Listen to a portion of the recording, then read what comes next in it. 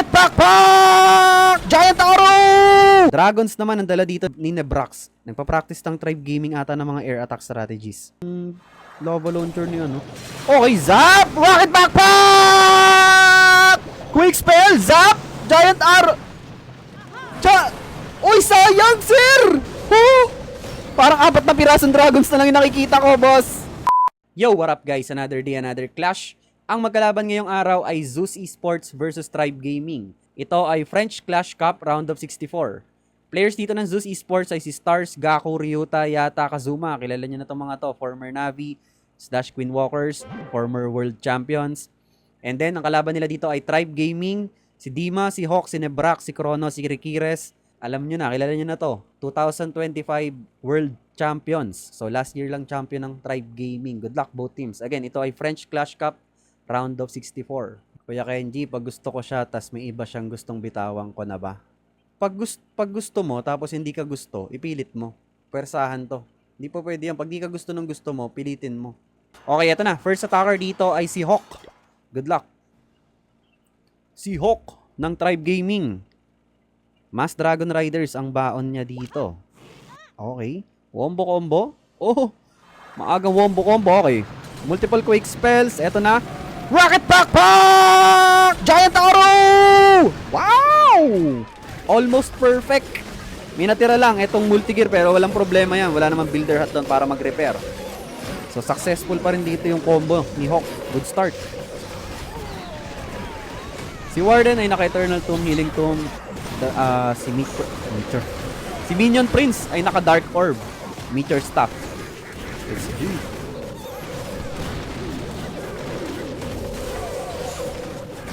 So, ang dami na talagang gumagamit ngayon ng air troops, no? Puro mga Dragon Riders na yung ginagamit ngayon. May mga gumagamit pa rin naman ng throwers, pero parang majority ng mga players ngayon puro air strat na. Dahil dun sa lava launcher kasi nawawala na ng silbi yung lava launcher. Since ground target lang yung lava launcher, merong konting advantage ang mga air attacks. Okay, revive spell kay Dragon Duke.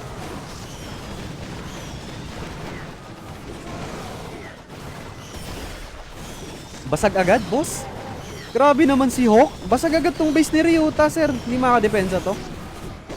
Meron pa siyang Dark Orb dito. Marami pa siyang spell support. Basag. Buena mano. 3-star agad galing sa Tribe Gaming. Mukhang nakapag-warm up si Hawk dito. Grabe, napakaraming Dragon Riders, guys. Parang ilang piraso lang yung nawala dito. Parang 2 piraso lang yung namatay. And then the rest, pwede pa pang next attack. Buhay din dito yung 3 heroes niya. Wow. Nicely done kay Hawk. Good start to para sa Tribe Gaming. Hindi nakadepensa yung base ni Ryota. Bakit ang daming laban ng Zeus Esports, boss? Kasi marami ding tournament eh. Okay, eto na. First attacker from Zeus Esports ay si Gaku. Si Kapitan Gaku. Ang kanilang team captain. Good luck. RC Walk. Root Rider Valkyries. RC Charge. Malalim to. 8 invis ang baon dito ni Gaku. Oh! Akala ko naka-haste vial siya. Hindi. Naka-ano siya dito. Oy, Tornado Trap activated. Baited ang RC dito ni Gaku. Ayun na nga. Multiple air ba? Ay, ano, giant bombs? Rico. Na-force yung ability dito ng RC. Baited nga. Sir, ganda ng trap placement. Na-force dito yung rocket spear ni Gaku. Okay. Makukuha naman niya dito yung Revenge Tower.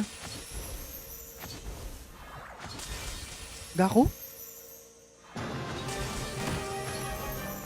Okay. Ano yan, sir? Hindi mo pa kinuha yung Revenge Tower. Hindi ko alam, pero okay. Eto na yung kanyang Root Riders. Fireheart Stun Blaster, Magic Mirror Action Figure, Eternal Tomb Rage Gem. Binaypas niya pa dito yung yung Revenge Tower. Eh, kulang na siya sa EV. I don't know. Okay, nagpop na agad siya dito ng Eternal Tomb. Aray ko, ang sakit agad ng mga na-receive na damages dito ng troops niya.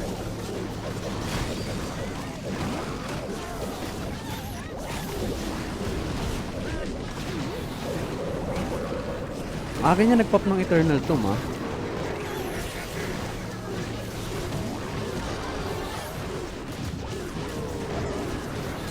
Furnace Switch. Yung laman dito ng CC. Okay, nag-pop na siya dito ng Stun Blaster. Kaya lang, hindi nag-activate yung Rage ng Dragon Duke. May katabing Baby Dragon.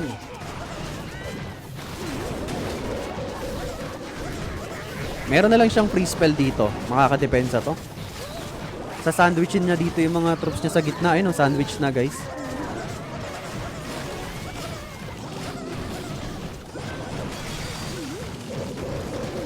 Hindi ko alam pero parang kinulang sa oras sa pagpaplano si Gako dito. Kasi anong plano dito sa may back-end? Walang plano dito sa back-end eh. Ang dami. Puro mga ano pa naman to. Masasakit na defenses. And medyo maaga na-force ba yung ability ng Warden niya? Kasi dito palang paglapag niya, nag-Warden ability na agad siya eh. Nice try lang para kay Gako. And nice defense naman para kay Hawk.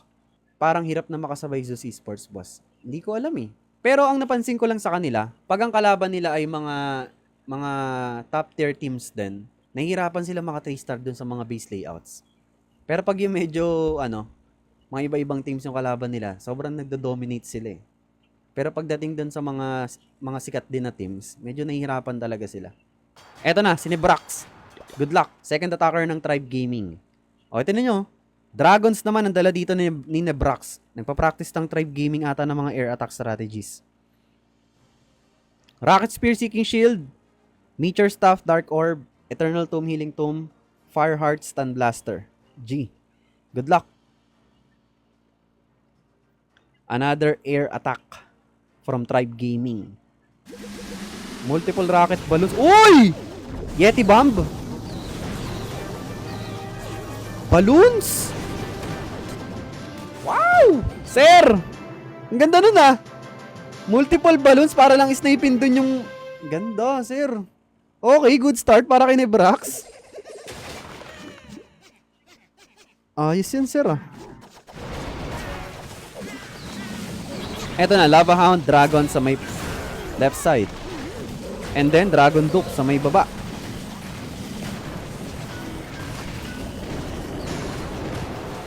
Uy, pre-activated dito yung Ragefell Tower.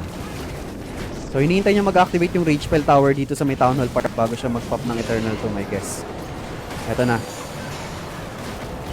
Gumamit na rin siya ng Stun Blaster kay Dragon Duke. Okay, nag-pop na rin siya dito ng Rocket Spear, Seeking Shield, and Dark Orb kay MP. Okay, ginamit niya na agad lahat ng hero abilities dito. Free spell sa may multi-IT. Sinusubukan niyang... Oh, okay, nice! Nagkapatayin yung dalawang Dragon Duke dito sa baba. Okay, gumamit siya dito ng revive spell kay Dragon Duke. Meron pa siyang isang revive spell dito Teka lang, kaya lang masakit pa tong mga defenses sa may right side. Okay, totem spell pang distract sa Revenge Tower. Another, last totem spell, ginamit niya na dito. Makakadepensa tong Business Stars. Meron na lang siya isang revive spell dito and malamang kay Dragon Duke yan. And hindi na rin mauubos si Dragon Duke to. Makakadepensa yung Business Stars. Oh! Kay RC niya ginamit? Bakit, sir? Bakit hindi kay Dragon Duke? Hindi ko alam.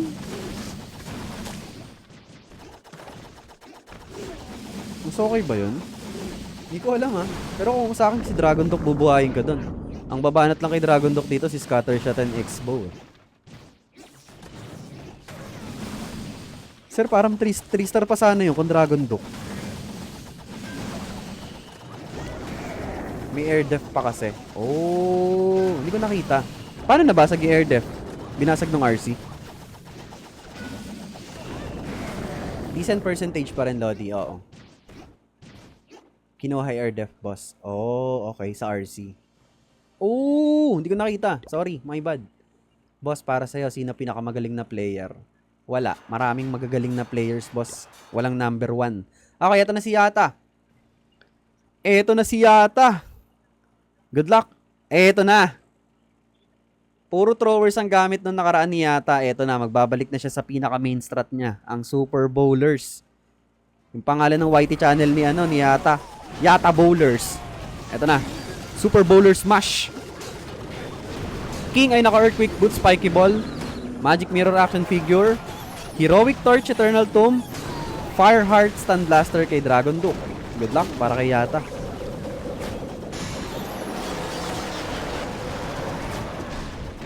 Sir, sakit ng lava launcher! Ayun na nga.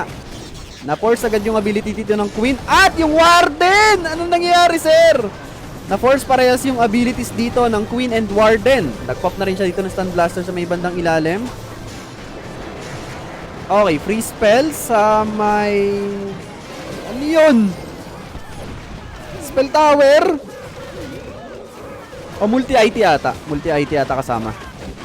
Okay, marami pang spell support dito si Yata. Meron pa siyang isang pirasong Super Bowler. Si Queen buhay pa. Kaya lang, etong part na yung kanan na part, ang sakit, sir. Revenge Tower, Fire Speeder, tinong si Warden. Warden, saan ka na pupunta? Oh, okay, Warden. Oh, galing mo talaga, sir. Okay, Revive Spell. Kay Dragon Duke. Totem Spell, pang support. Another Totem Spell. Invi nakasunod nito. Okay, free spell muna. Invi, binaypass niya dito yung Super Wizard Tower para makuha yung Revenge Tower. Free spell. Nicely done! Ay, sir, hindi pa nakuha yung Revenge Tower. Pero yun nga, kahit nakuha rin pala ng Dragon Duke yung Revenge Tower, hindi na rin kaya. Yung Queen dito ay dying na rin. So, ang sasakit pa ng mga natirang defenses sa base ni Brax. Kakapusin dito si Yata.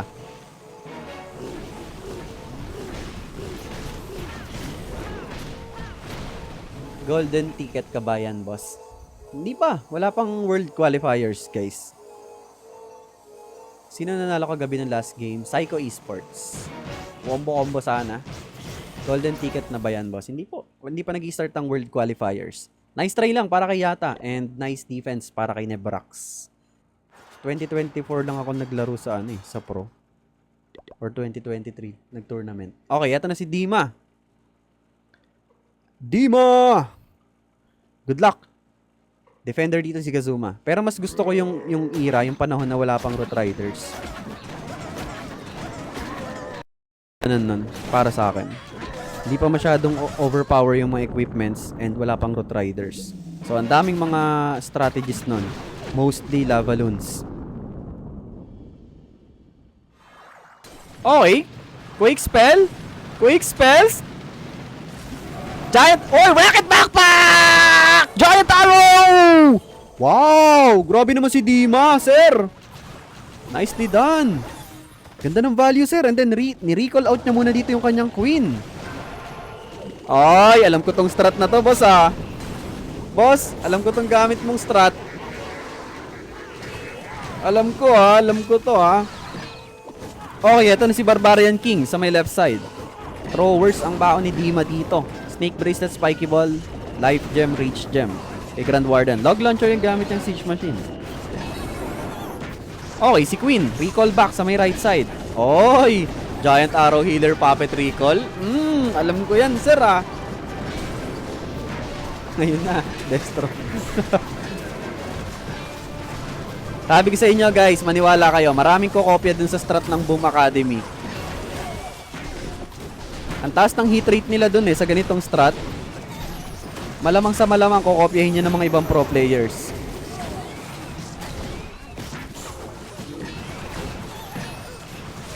Grabe, ang dami pang throwers dito. Parang walang nababawas, boss. Boss, basag na naman to. Basag na naman to. Ang dami. Basag to. Hindi makakadepensa to. Grabe. Grabe. Sir, kung ako sa inyo, pag-aralan nyo na yung strat ng Boom Academy. Basag na basag talaga eh. Kailangan lang talaga doon accurate yung Giant Arrow. Yung combo talaga ang magdadala doon. Yung value na makukuha ng Giant Arrow and Rocket Backpack. And then the rest ay easy peasy na. Another 3-star. Galing sa Tribe Gaming. Oy, pinaiwan pa, boss. Oh! Hindi, mahaba pa yung oras niya dito. OP masyado ng Giant Arrow tapos Rocket Backpack. Grabe. Grabe naman ang 2025 World Champions dito. Another 3-star secured. Galing kay Dima. Aray ko, si Dima ay former kakampi ng Zeus Esport or Navi. Si Dima yung base builder ng Navi. Sila eh. Huwag kayo naniniwala sa malas. Hindi yun swerte. Okay, ito na si Kazuma. Mas. Okay, Kazuma. Buti naman, meron siya ditong dalang air attack strategy. Mass Dragon Riders. With Zap Quake. Oy, wombo combo yan, sir. Ayan na nga. Okay, Rocket Backpack, Giant Arrow, Meteor Staff, Dark Orb. Let's go, Kazuma. Di pa max level yung lava launcher niya, no? Okay, Zap! Rocket Backpack! Quick Spell, Zap! Giant Arrow! Uy, sayang, sir! Grabe yung utak talaga ni Kazuma, boy. Hindi talaga matatawaran yung utak nito. What if tumama yung Giant Arrow sa Clan Castle? Okay, nice try lang, pero grabe. Ang ganda pa rin nun, sir. Grabe yung talaga ang utak ni Kazuma. Okay, nagpop na agad siya dito ng Eternal Tomb, Healing Tomb. Bago sumabog yung Giga Bomb and si Dragon Duke nasa may upper part. Meron na lang siya ditong isang free spell and poison spell. Good thing meron siyang backup na poison spell para sa Clan Castle. So talagang medyo hindi niya ata ano tawag dito? Hindi niya ata sigurado yung Giant Arrow sa Clan Castle kaya nagbaon pa rin siya dito ng poison spell. Kaya lang, teka lang. Sir, naubos yung Dragon Riders niya. Ano nangyari doon? Wala pang isang minuto, wala na siyang Dragon Riders. Si MP na lang ang natitira dito with Raven. Okay, super minions yun naman ng Clan ng Siege Barracks. Kaya lang, sir, merong Fire Spitter and Defending Heroes. Ano nangyari doon?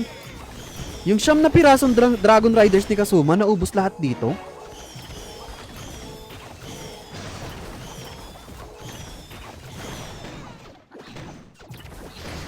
Bakit naubos?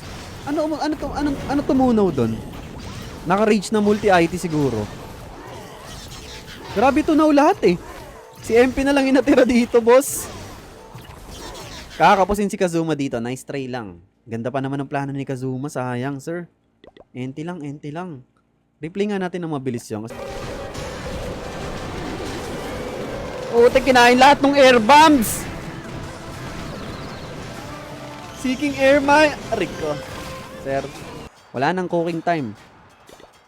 Anytime, pwede ka na umatak. Okay, ito na si Kronos. Next attacker from Tribe Gaming. Another air attack strategy. Hydra, ang baon niya dito. Wow! RC Charge Dragons! Woo! RC Charge Dragons! Para kay Kronos. Aray ko, namatay agad yung Spirit Fox niya. Ano yun, sir? Medyo sloppy yung inbi ni Kronos dun. Wala namang traps. Okay. Sir, ano ba yan? Ano na nangyari, Kronos? Okay, na-force na dito yung Haste Vial. Binipe. Oh! Okay. Sir, pinapakaba mo naman kami.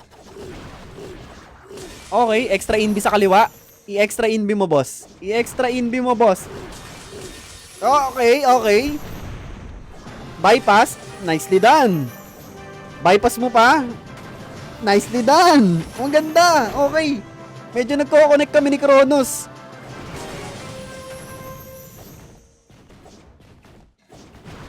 Okay, nice. Decent value pa rin naman. Pero kung buhay yung Spirit Fox niya, malamang na-clear out niya lahat yan, guys. Or baka itong buong to kasama pa to, promise. Okay, anyways, ito na yung kanyang mga dragons with Dragon Riders. Sa may Town Hall part ang entry dito ni Kronos. Nagpapagad siya dito ng Dark Orb. Aray ko! Sir, ang dami na agad trubo sa dragons! Sir, ano nangyari? Parang 4 na pirasong dragons na lang yung nakikita ko, boss. Parang 5 piraso agad yung nawala doon.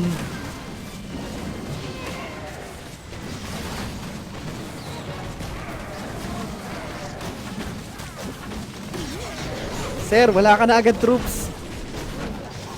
Tignan nyo kaya ang hirap na gumamit ng dragons ngayon eh. Alay ko, wala na natira, boss. Boss, wala na natira! Heroes na lang yun nandito, Kronos. Aray ko po. Naubos lahat ng dragons niya. Hindi ko alam bakit Dark Orb eh.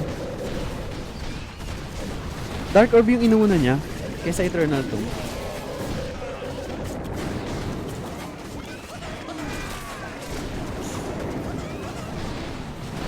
Medyo mababa yung percentage na makukuha ni Kronos dito. May pag-asa makahabol yung Zeus Esport. Pero kailangan nila makasecure ng 3 stars dito.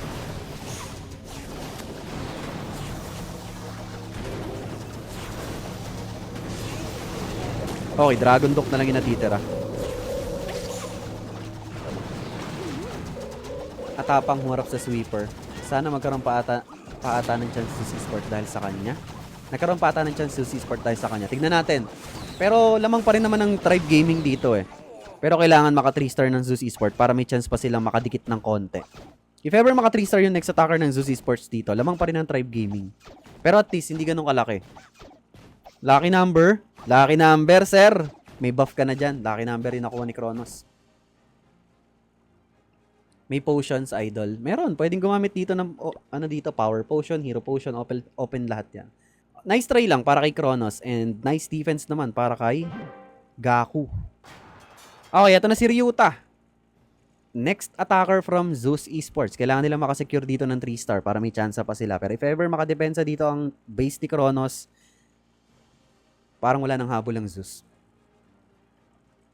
Zap Throwers. Good luck. Stick Horse Giant Gauntlet. Okay. Zap Quake sa Inferno. Sorry. Fire Speeder and Lava Launcher.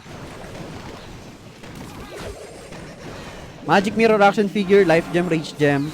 Fire Heart, Stun Blaster. Let's go.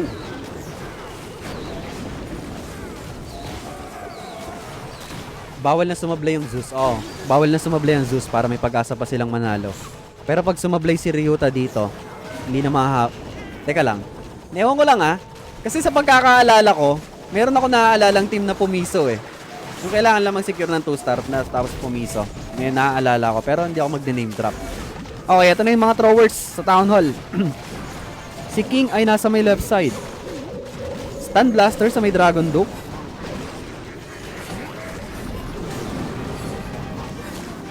Malakas tumira. Natuto na ako umatak sa inyo boss sa YT niya po. Ay, walang man, Grimlord. Pero mas matututo ka dito pag pinapanood mo yung mga pro players. Kasi ito rin yung mga paggagayahan natin eh, syempre.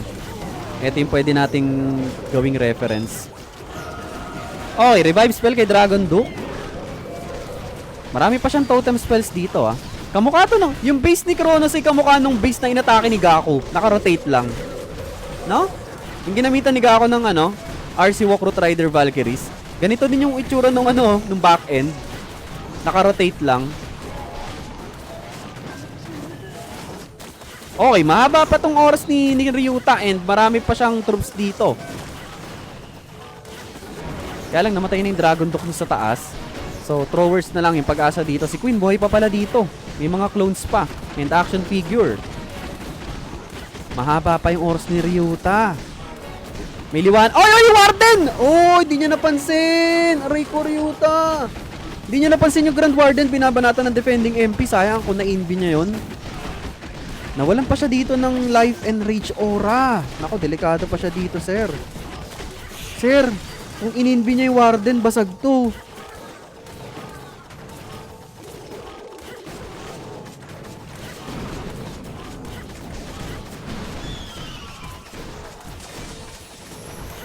Teka lang, basag pa rin ata. Teka. Nakuha na dito yung Ricochet Cannon eh. So may throwers pa siya dito. Multi-archer na lang yung kalaban. Multi-archer tower na lang yung natitira. Oras na lang ang... Teka lang, ang sakit din Wala pang unicorn yung queen namatay. 16 seconds remaining. Nagbo-bowling pa ba yung throwers? Hindi, butas na. 11 seconds remaining. Aabot ba si Ryuta? Oras yung kalaban niya dito. 7, 6, 5, 4, 3, 2, 1. Sir, 3-star sana to. Hindi niya na-invi yung Warden. Sayang. Nice try lang para kay Ryuta. Okay, ito na. Last attacker from Tribe Gaming ay si Rikires. Good luck. Okay, throwers ang baon ni Rikires. Grabe, multiple headhunters. Furnace. Okay, ayaw niya muna maglapag ng heroes. Delikado, boss. Parang 5 pirasong headhunters yun eh. Okay, ito na si Warden. Life and Rage Aura, Magic Mirror Action Figure, Snake Bracelet Spiky Ball, Fire Heart Stun Blaster.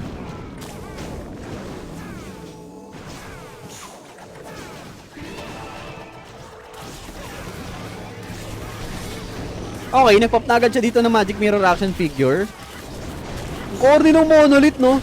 Kung kailan ka nag-drop ng skeleton spell, babanatan yung queen.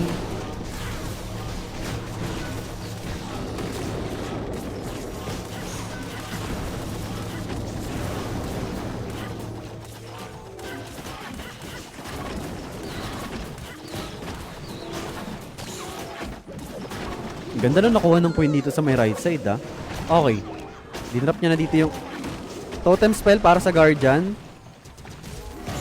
And isasama niya dito yung Dragon Duke katabi ng Sneezy. Ayan ang paborito kong combo. Ayan ang paborito kong combo, guys. Yung... Ay, hindi, Rumik. Asan pa pumunta? Okay, may kasama siyang Booger para awatin siya. Again, ang purpose ng Booger para hindi maging Warfreak yung tropa niya. Tama, may taga-awat. Kasi pag galit yan, boss, mananapak yan na mananapak eh. Magbubuga na magbubuga yan. So, kailangan, ayan, binakapan pa ng isang Booger. So, maganda ang ginagawa ng Boogers dito. Pinoprotektahan nila. Ayan na, nagalit na! Bayo, ayun na, patahimikin mo. Wag mong ay, pumasok sa sa range ni Warden. Sir, nagalit. Nagalit, ayun na, palitin mo. Ayun na, oh.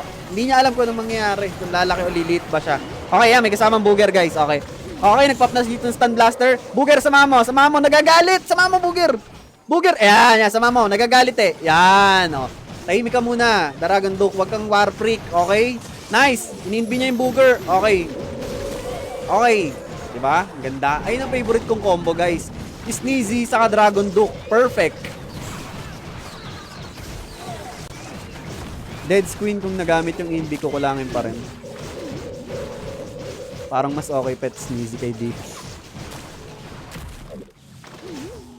Hindi ko alam ba't di nadadala tong mga to eh. Ha? Ewan ko, guys. Siguro talagang out of the world yung naiisip nilang paraan sa hindi ko alam. Syempre ito world champs to eh. Ako bobo lang ako eh. 'Di ba? Mas magaling. Ano pa panama ako sa mga to? Oh, eto na. Revive spell kay Dragon Duke. Meron pa bang Sneezy? Wala na. Okay. Ayun lang, sir. Kung kailan ka gusto mo na magalit, lasing ka na. Kung kailan mo gusto magalit, lasing ka na. Nice try lang para kay Rikires. Panalo na dito ang Tribe Gaming. Try ko. Low streak ata ang mga tropang Zeus ah. Pro ba mga yan, boss? Hindi. Mga ano lang to. Mga pipitsuging team lang to, boss. Pares world champions lang to. Mga tambay lang yan. Lalo pang bumaba yung moral na. Okay, eto na si Stars. Good luck. Ang top 1 global player ng Clash of Clans sa Legend League. Si Klaus. Si Stars. Si Klaus, naalala. Last attacker kasi si Klaus dati, di ba? The man, the myth, the legend. Klaus. Kaya lang, andito na si Stars. Ang kanilang last attacker. Meron siya ditong Root Rider Valkyries. Hindi, Root Rider Thrower. Okay, Stars. RC Charge, sir! RC Charge, ang lalim. 10 Invis spells ang baon ni Stars dito. Gusto niya atang i-wipe out yung pinakagitna ng base dito ni Dima.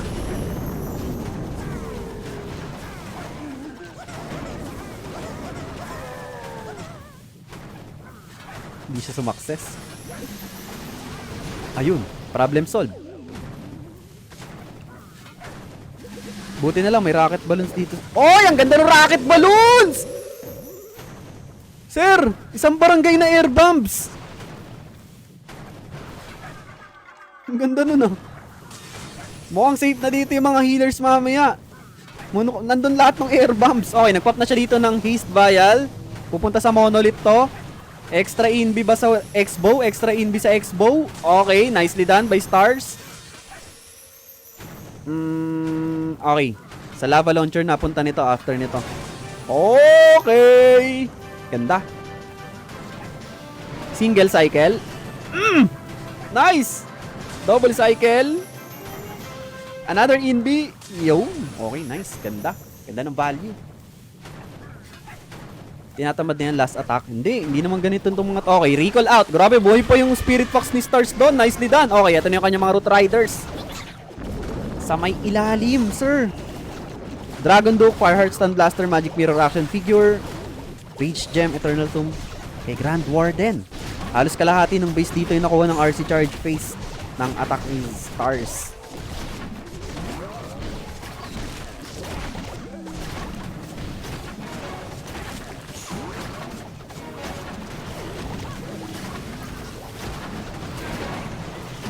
Okay.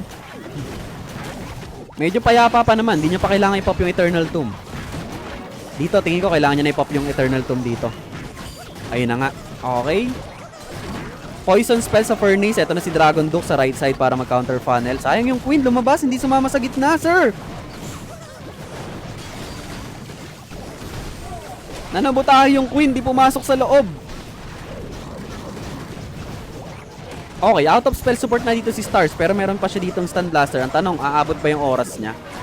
Tingin ko meron siyang enough firepower dito para ma-3-star yung base ni Dima. Ang tanong kung enough ba yung oras. Mukhang aabot pa, meron siya 5 Super Barbarians eh. Meron pa siyang Stun Blaster dito.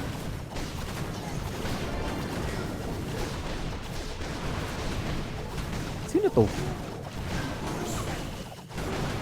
Buhay pa pala yung RC niya! Basag, sir. Basag. Nicely done. Bike Stars. Ayun, ang huling, ayun, dun pala makaka-3 star ang Zeus Esports sa huli. Sayang, sir. Nice attack from Stars. And ayun nga. Congratulations sa Tribe Gaming for winning this round against Zeus Esports. So ang Tribe Gaming ang magpo-proceed sa round of 32 dito sa French Clash Cup. GG's.